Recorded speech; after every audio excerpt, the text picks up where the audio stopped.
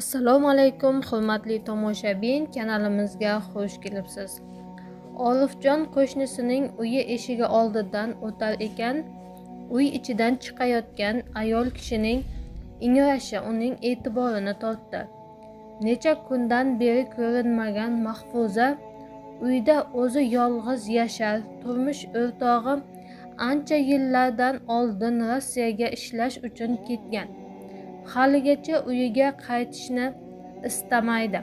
Eshik ochiqligidan hayratlangan Olifjon ichkariga kirdi.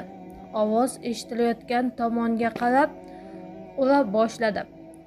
Ayvondan o'tib ichkari xonaga kirar-kirmas yo'taldi. Ichkaridagi ovoz esa to'xtay demasdi.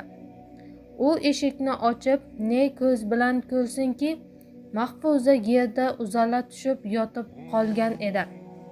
Qornini mahkam ushlab, og'riqdan ingrab yotardi.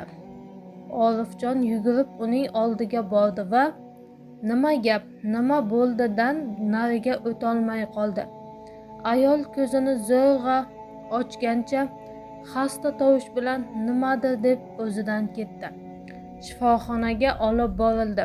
Mahfuza ochlikdan azob chekkani va necha kundan beri tuz totmagani ma'lum bo'ldi. Buni eshitgan Olifjon shuncha paytdan beri qo'shnisining holidan xabar olmaganiga ich-etini yerdi. Bir marta bir kosa bo'lsin ovqat chiqartirmaganini uchun ayolini ham koyirdi. Rossiyada ancha vaqtdan beri ishlab topgan pullarini havoga sovurib yurgan Sobirning telefoniga xabar keldi. "Tez yetib keling. Ayolingiz sizning kasringiz va odamlarning e'tiborsizligi tufayli ochlik azobidan bu dunyoni tark etdi. Qo'shningiz Orif aroq tutgan qo'llari titragancha jim qolganiga e'tibor bermay, Sobirning ulfatlari yangisidan bor deya keyingi latifani aytishga chog'lanib ketdilar."